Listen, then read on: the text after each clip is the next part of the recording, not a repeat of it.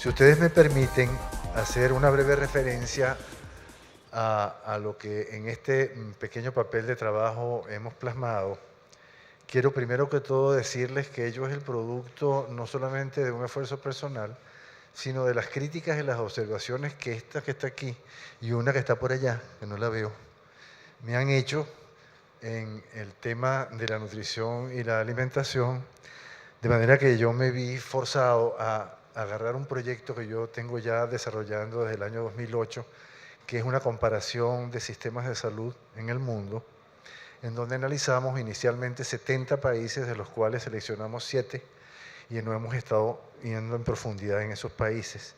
Y lo que hemos hecho es tratar de ver en algunos ejemplos cómo se insertan las políticas alimentarias y nutricionales en los sistemas de salud. Y esa es una respuesta muy fácil, sobre todo en el caso venezolano, porque de una forma casi natural, con el surgimiento de las instituciones sanitarias en Venezuela, surgió la preocupación por la situación alimentaria y nutricional. Por eso, lo que voy a hacer primero es hacer algunas conceptualizaciones que se derivan de esa experiencia del análisis de los países, pero que nos dan algunas pautas metodológicas para actuar y para encontrar las relaciones entre las políticas alimentarias y nutricionales y los sistemas de salud y la manera y la explicación de cómo ellas se insertan en esos sistemas. Dale. Entendemos por sistemas nacionales de salud una estructura que resulta de la forma históricamente concreta en que se articulan los recursos humanos, tecnológicos, financieros, para dar cumplimiento a las 4 funciones básicas de todo sistema de salud, a saber, rectoría, organización, financiamiento y prestación de servicios, en función de las prioridades establecidas por las políticas de salud, con cobertura universal y sin distinciones de ningún tipo entre sus beneficiarios. Yo debo decirles antes de continuar que si tomamos esa definición al pie de la letra, nosotros estamos, cuando nos referimos a Venezuela, nosotros no disponemos de algo así. Nosotros no tenemos un sistema nacional de salud. Nosotros no tenemos un sistema público de salud. Y más adelante les voy a decir por qué nosotros tenemos un sistema privado de salud.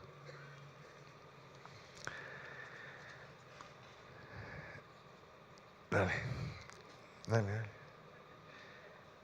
Nos referimos a la organización del Sistema Público Nacional de Salud como la forma particular en que se articulan y rearticulan periódicamente los prestadores de servicios, los financiadores, los proveedores de insumos y los usuarios para dar cumplimiento a las metas trazadas por las políticas de salud y que se supone culminan en respuestas apropiadas a las demandas en materia de salud.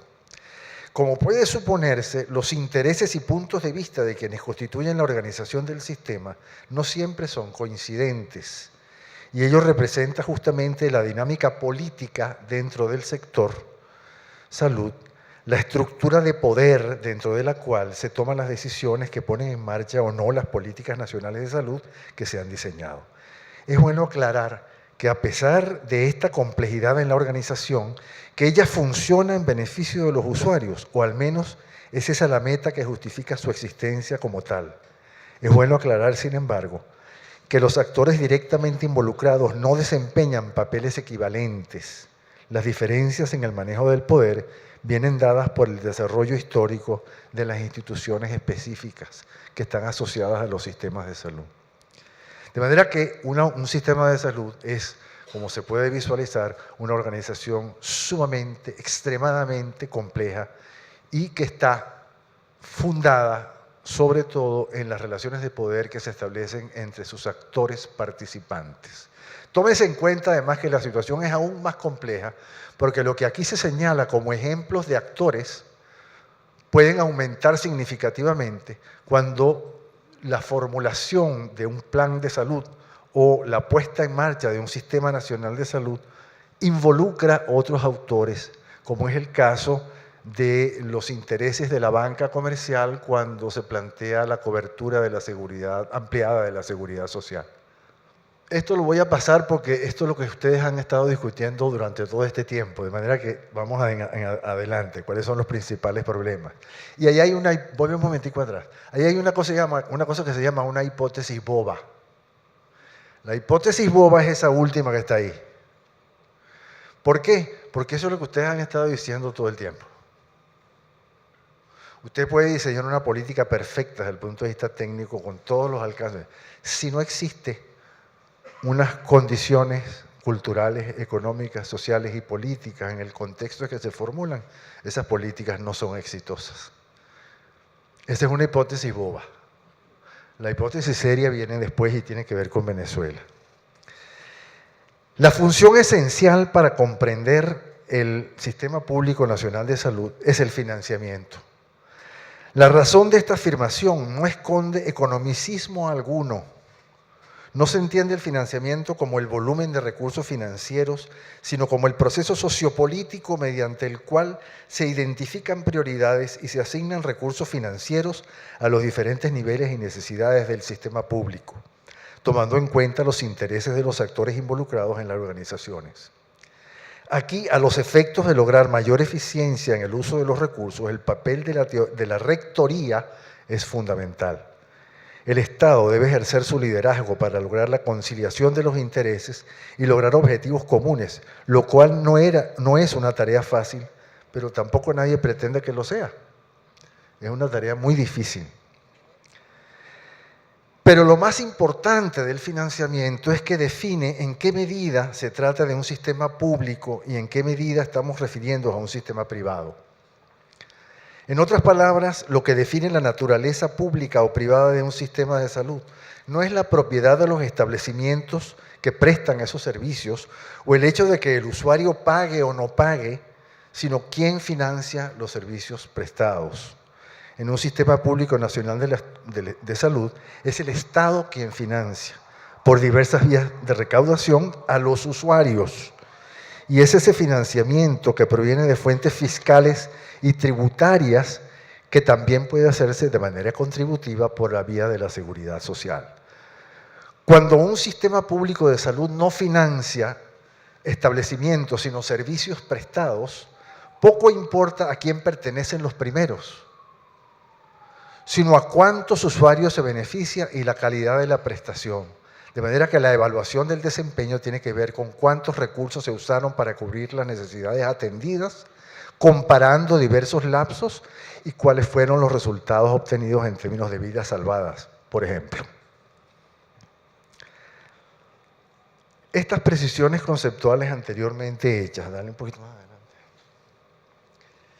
Bueno, la hipótesis boba, yo tomé algunos ejemplos, en el caso de estos países seleccionados, donde la segunda columna lo que muestra es la diferencia de los porcentajes de obesidad para el año 2013, para el año 2010, esto está tomado de la fuente de la OSD, donde se destacan los Estados Unidos y México como los países con mayor obesidad, pero además con una diferencia muy marcada a favor de Japón y Corea. Y lo que explica esas diferencias con respecto a la media mundial de obesidad son las prácticas culturales y la preservación de las comidas tradicionales, por así decir, según las explicaciones que se dan al respecto. Vamos a tomar, por ejemplo, el ejemplo de México, donde la Secretaría de Salud ha adoptado medidas para mejorar la dieta del ciudadano. Sin embargo, el contraste con la estructura productiva es evidente. Esta tabla muestra cómo ha sido el suministro de energía alimentaria en México durante varios lapsos medidos en kilocalorías por persona día. Y ahí vemos cómo ha crecido promedialmente mucho los carbohidratos, las proteínas y las grasas, pero que al final lo que ha ocurrido es que en el lapso 64-2000 la producción de grasas ha aumentado 6,6%, la de carbohidratos ha disminuido 7,3% y la de proteínas ha aumentado solo 0,1%. En Chile, las políticas de Estado que se han puesto en marcha Han desarrollado un conjunto de medidas restrictivas del consumo de azúcares y estimulantes de la lactancia, han estimulado la lactancia materna y vigilan desde la publicidad, y se han vuelto vigilantes de la publicidad sobre alimentos, pues sobre todo aquella publicidad que va dirigida a los niños. Algunas de esas medidas han sido el etiquetado nutricional de alimentos, la licencia maternal postnatal prolongada, la regulación de la publicidad de alimentos para niños menores de 12 años, la prohibición de venta de bebidas azucaradas en las escuelas, la regulación favorable a la alimentación, etcétera, etcétera. Y sin embargo, la situación se perpetúa. En suma, lo que queremos sustentar es que las políticas alimentarias y nutricionales están presentes en casi todos los sistemas de salud. Las diferencias en el éxito de su aplicación podrían estar atribuidas a elementos de orden sociopolítico, histórico, cultural y socioeconómico, y no estrictamente como responsabilidad de la organización sanitaria. Mientras en Corea y Japón las culturas condicionan comportamientos colaborativos y colectivizados en función del bien común, las concepciones individualistas y libertarias de las sociedades occidentales en ningún momento garantizan que la sociedad en su conjunto desarrolle comportamientos sanos en relación con la alimentación y nutrición, porque se trata del enfrentamiento entre el bienestar colectivo, las fuerzas del mercado y los valores de la cultura. Ya desde en Venezuela se da el mismo fenómeno. Ya desde sus inicios el Ministerio de Sanidad y Asistencia Social hizo énfasis sobre todo con el papel del doctor Bengoa en la fundación de la puesta en marcha del INPAP y luego del Instituto Nacional de Nutrición, en tres asuntos importantes: el análisis de alimentos, que pasaría más tarde en el Instituto Nacional de Higiene, la alimentación suplementaria, que comprende todo lo que hoy se podría definir como programas sociales de alimentación y nutrición, y la educación alimentaria incorporada en las actividades preventivas en las entonces unidades sanitarias. Lo que ocurre en Venezuela, que ya brillantemente lo ha expuesto alguien antes que yo, tiene que ver, cuando comparamos estos países, con la combinación de la productividad total de los factores productivos, la eficiencia de la producción y la asimilación del cambio tecnológico. Lo que encontramos es que Venezuela se encuentra en una situación realmente precaria. Lo mismo ocurre cuando observamos algunas comparaciones. Aquí estamos comparando el índice de producción alimentaria en el mundo y entre varios países con la media mundial.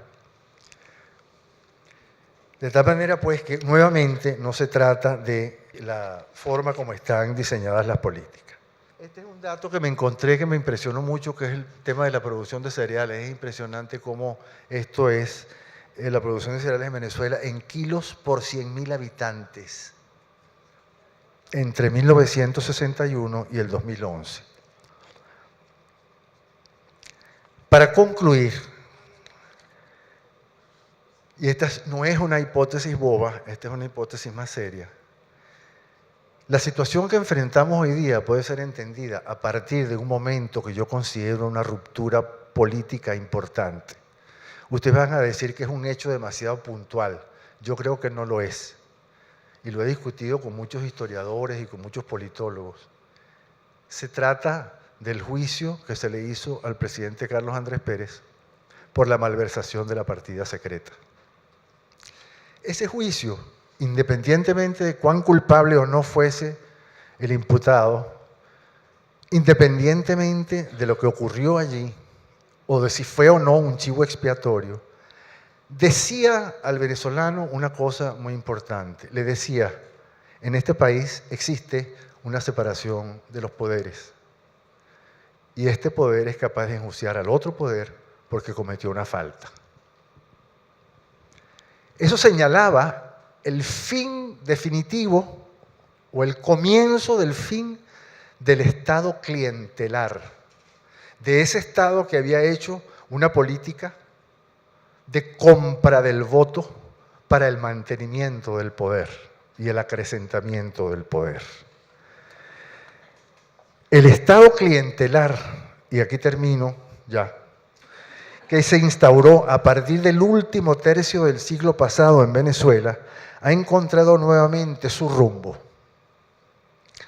Las correcciones que fueron introducidas por la democracia prehegemonista, lentas, difíciles, y que post-perejimenistas, lentas, difíciles, y que culminaron emblemáticamente con la sanción de Carlos Andrés Pérez, llevaron a esta situación. Esta es una situación que la cultura rentística de la política venezolana no podía permitir. Y yo creo que eso nos explica la situación que tenemos hoy día. Nosotros hemos revivido sobre la política, sobre la cultura del rentismo petrolero, el Estado clientelar que funciona comprando el poder con el voto de la población. Las relaciones de determinación aquí descritas sobre las causas de los problemas nutricionales no significan de manera alguna que sea imposible modificar la realidad.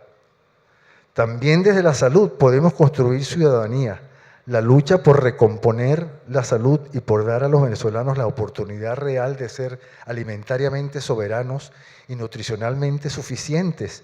Es también la lucha por la libertad, los derechos humanos y el rescate de la democracia. Muchas gracias.